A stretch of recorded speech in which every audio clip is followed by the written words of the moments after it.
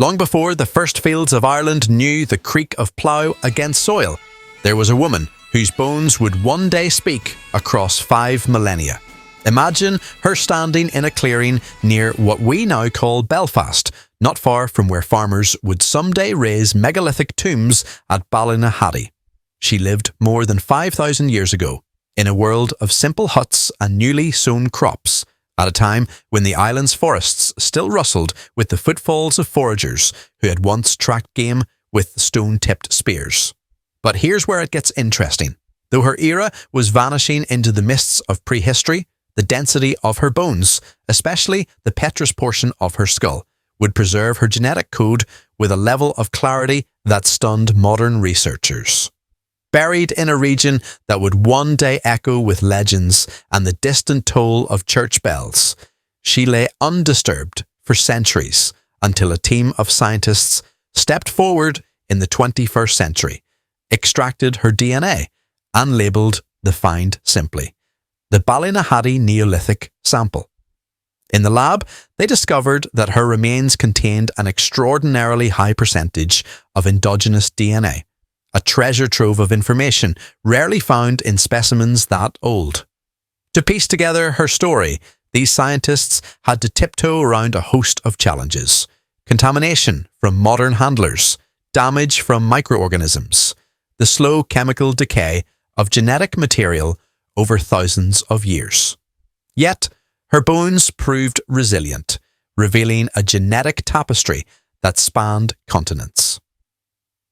Roughly 60% of her ancestry drew from a group known in scholarly circles as early European farmers, whose origins trace back to regions around the Middle East. The remainder came from the Western hunter-gatherers, a hardy lineage whose presence stretched across parts of Europe long before the first grains of wheat were sown in Irish soil. To confirm and refine these proportions, researchers scrutinised DNA damage patterns, double-checked contamination rates, and even examined the distinct shape of her mitochondrial genome, which carried evidence of her maternal ancestry. Step by step, they realised that the arrival of these farming peoples wasn't just a trickle of ideas. It was an actual movement of families who intermingled with local hunter-gatherers, weaving new genetic threads into Ireland's population fabric. Now picture her day-to-day life. She might rise at dawn, pushing aside an animal hide that served as a makeshift door, and see fields where grain was just beginning to take hold. She might hear the bleat of goats or sheep, livestock recently introduced from across the sea. Some of those animals might be penned near small plots of barley or wheat, while her neighbours prepared clay vessels that would later store grain or water. Meanwhile, the older ways persisted. There were still foragers who knew how to read the forest floor, who gathered hazelnuts and hunted wild deer. Yet the tide had turned. People were becoming farmers, building more permanent structures, and even organising communal tombs of colossal stones. Archaeologists would later marvel at megalithic monuments like Newgrange, though Ballynahatty is a quieter site. Still, the presence of a passage tomb suggests a spiritual system that revered ancestors, possibly believing these immense stone constructions bridged the gap between the living and the afterlife. She might have had dark hair, nearly black, with a high probability of rich brown eyes and a skin tone somewhat darker than the modern Irish complexion. Genetic markers related to pigmentation hinted strongly at this. Her community may have regarded her features as perfectly ordinary, unaware that people millennia later would find them surprising when compared to the fairer traits many now associate with Ireland. Meanwhile, the question of milk drinking loomed as well.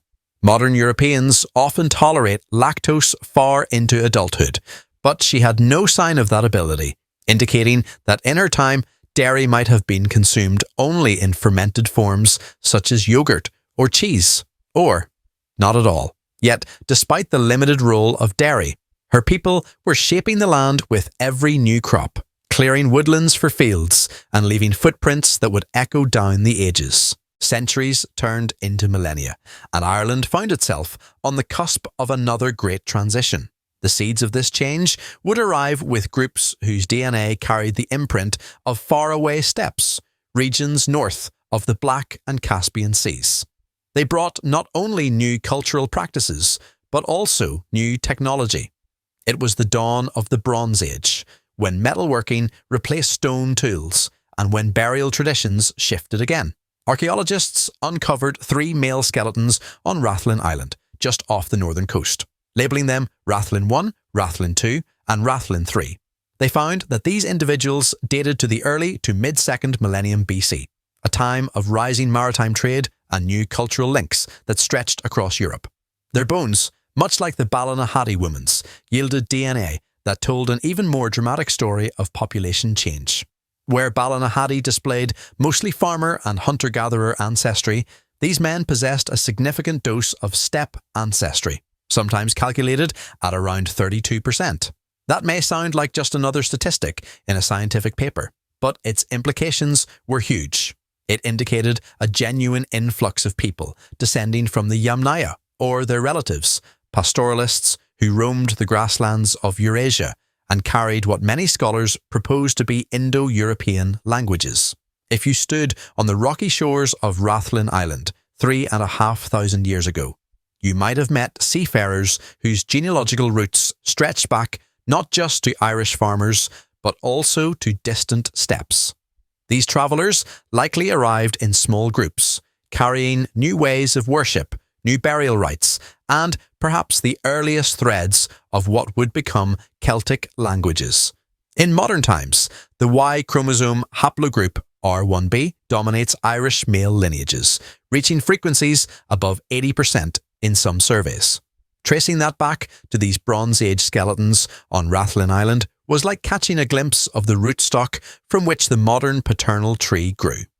The older Neolithic male lineages, often associated with haplogroups like G2A or I2 on the continent, simply faded or were overshadowed after the Bronze Age expansions. Meanwhile, from an everyday perspective, life for these Rathlin Islanders probably revolved around livestock, metal tools, fishing, and trade networks that connected them with Britain and possibly mainland Europe. You can almost smell the salt air mixing with the smoke of bronze smelting fires. Hear the chatter of seafaring traders who brought goods and exchanged stories of distant lands. Genetic studies also revealed glimpses of their appearance. Where Ballynahatty leaned toward darker tones, some of the Rathlin individuals carried alleles associated with lighter hair and eye colour, a step closer to what many might consider classically Irish today. The story of lactase persistence, the ability to digest milk, took another turn here too, with at least one individual showing partial adaptation. Although not everyone in the Bronze Age would have tolerated lactose, the seeds of that evolutionary shift had clearly been planted. As time rolled on and dairy herding grew more central to local economies, natural selection would favour those who could make the most of milk's nutrients. But there's more to this tale than just genetics or the colour of someone's eyes. Linguists had long puzzled over how Indo-European languages, including Celtic branches, made their way to Ireland. Did people simply adopt new words and phrases from occasional traders? Or did entire communities migrate with their vocabulary, intermarrying with local populations? The data from Ballynahatty and Rathlin suggested that large-scale movements of actual people really did happen. First the farmers, then the steppe-influenced Bronze Age arrivals. This leans toward the idea that the Celtic languages might have hitchhiked to Ireland in the minds and mouths of these newcomers. The waves of migration left footprints not just in the archaeological record, bronze axes, new pottery forms, shifting burial customs, but in the very DNA of the island. Modern studies comparing ancient genomes with living populations have shown that contemporary Irish people, especially in the West, share striking affinities with these Bronze Age individuals, more so than they do with purely Neolithic samples, like Ballynahatty. Naturally, there's still some level of inheritance from that older farming layer, but the Bronze Age portion stands out like a vivid signature scrawled across the genome. When researchers plot genetic data using principal component analysis, or more advanced methods like chromopainter, they find that Irish clusters overlap significantly with populations who reflect a strong steppe-derived heritage. Meanwhile, comparisons with English populations often reveal subtle differences, a testament to distinct migration histories. Scotland and Wales share more parallels with Ireland, hinting at maritime connections that crisscross the Irish Sea and introduced cultural and genetic similarities.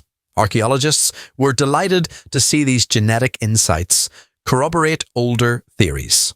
For years, they had studied megalithic tombs and metalworking sites, noticing abrupt transitions in style and technique that suggested the arrival of new groups.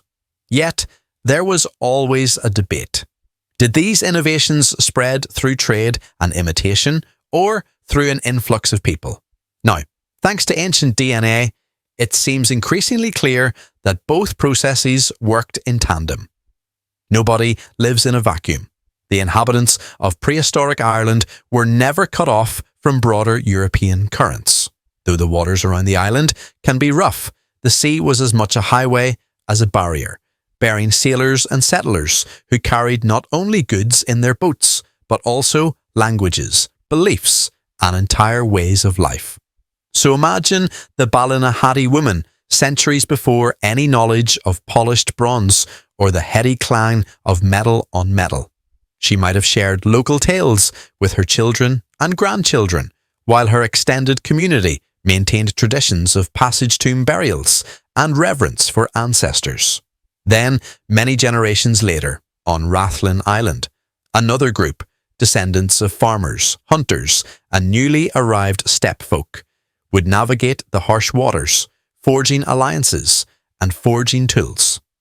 They might have told stories of distant ancestors buried beneath megalithic cairns, half-forgotten myths about the forest dwellers, or fables of sea spirits that guided them to hidden fishing grounds. The continuity was there, but it had been profoundly reshaped by newcomers. By the time Ireland entered the Iron Age, more layers of ancestry were accumulating, each wave leaving subtle marks on the genetic palette. Eventually, Celtic languages grew robust, weaving their way into every aspect of daily life, from rituals to place names. While we can't pinpoint precisely when Gaelic speech became dominant, the Bronze Age transformations certainly laid the groundwork. Technologies advanced, social structures changed, and populations shifted, setting the stage for later chapters of Irish history. Add to that the future arrivals, Vikings, Normans, and others, and Ireland's genetic and cultural mosaic became even more diverse. Yet, in that mosaic, the ancient threads of Ballynahatty and Rathlin still run deep. When scientists compare her genome to the three men on Rathlin, they see that the Ballynahatty Woman, for all her significance, stands somewhat apart from the main ancestral component in modern Irish populations. She's a sort of echo from an earlier era, a reminder that Ireland's earliest farmers did indeed shape the land and leave descendants, but were later overshadowed by the wave of Bronze Age newcomers. If you look at the Y chromosome haplogroup distribution, it becomes even clearer. Those older paternal lines are scarcely visible in the modern population, while R1b, introduced in part by these Bronze Age migrations, reigns supreme. This helps to explain why Irish families across the island, especially out west, can trace an unbroken paternal chain that arcs back thousands of years, linking them to men who stepped ashore in a time when bronze was the wonder metal of the day. The story also invites us to reconsider language spread. Some have argued that language can diffuse without major genetic turnover, a process known as elite dominance. But these findings suggest Ireland's shift to Indo-European tongues wasn't simply a matter of a small group of chieftains imposing a language from above. The genetic data point to a broader demographic shift. meaning that many Bronze Age families likely arrived, settled, and intermarried, carrying their speech with them. Over centuries, that language evolved into Gaelic, forging a linguistic tradition that remains alive. While there's still room for debate and nuance, the ancient DNA record has tipped the scales. Ireland's language transformations were, at least in large part, demographic. These breakthroughs in archaeogenetics created excitement across multiple fields. Scholars in archaeology revisited old interpretations, correlating skeleton DNA with types of pottery or metal artifacts. Linguists weighed the implications for the timeline of Celtic. Historians of ancient Europe scratch their heads in wonder at how these maritime networks connected seemingly remote corners of the continent. Meanwhile, genealogists and local historians found renewed interest in how these revelations might illuminate family lore. Could the deep paternal lines in certain Irish clans echo the legacy of a Bronze Age chieftain? Possibly so. Could maternal lines in certain regions reflect direct descent from Ballynahatty's kin group? It's not impossible. The data continue to trickle in as more ancient bones are sequenced, gradually refining our portrait of the island's prehistoric populations. Overlooking all of this is a greater truth about human history. It rarely travels in a straight line. The people who once walked these landscapes carried within them the seeds of future cultures, but they also challenged in ways they could never have foreseen. By the time modern Irish identity began to crystallize, it was already the product of countless waves of contact and blending. The older Ballynahatty heritage didn't vanish outright. It merged, receded in places, or persisted in subtle genetic clues. The Grand Chronicle of Ireland is one of arrivals, absorptions, and ongoing evolutions, a dance of peoples that stretches back into the Mesolithic era. Yet, these new findings from the Bronze Age keep reminding us of just how profound and lasting a single wave of migration can be. Today, if you walk through the green fields of Ireland, you might sense echoes of that history. Turn over a stone and you could find a Neolithic flint tool. Peer into a museum case and you might see the cast of a Bronze Age sword. In genealogical records or family stories, fragments of older traditions might still surface, reflecting distant ties to those travellers who blended steppe ancestry with the lineage of Ireland's first farmers. For a moment, you can imagine hearing the clank of bronze on an anvil, the murmur of ocean winds across the prow of a wooden boat, and the low hum of voices reciting myths in an Indo-European tongue. These voices, once lost to time, speak again through their bones. It's astonishing how a fragment of bone can speak across ages, bridging the gap between silent tombs and bustling laboratories. By the time Ireland's Bronze Age gave way to the Iron Age, and then to the historical periods that followed, the island had been reshaped by migrations and cultural shifts, each wave building on what came before. People discovered new ways to cultivate fields, to trade goods, to worship myriad gods, and to govern societies that would one day produce legendary figures like Cuchulainn or Brian Boru. But at the core of all these changes, deep beneath layers of myth and recorded history, are the ancient genetic footprints of individuals like Ballynahatty and the Rathlin trio.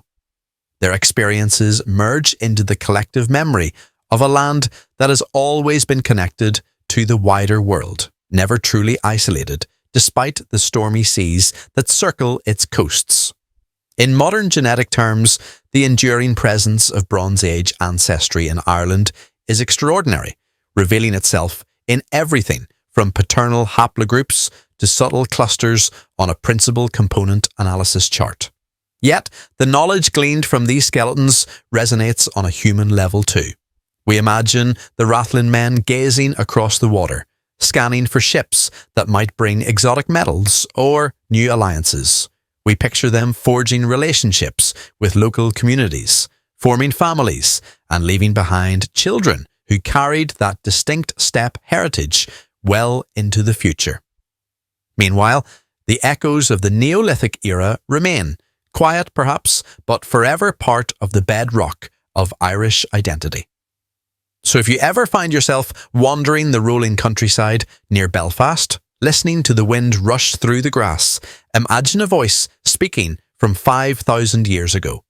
It is the voice of that Neolithic woman whose genetic blueprint whispered to modern science about her origins, her appearance, and her people's journey.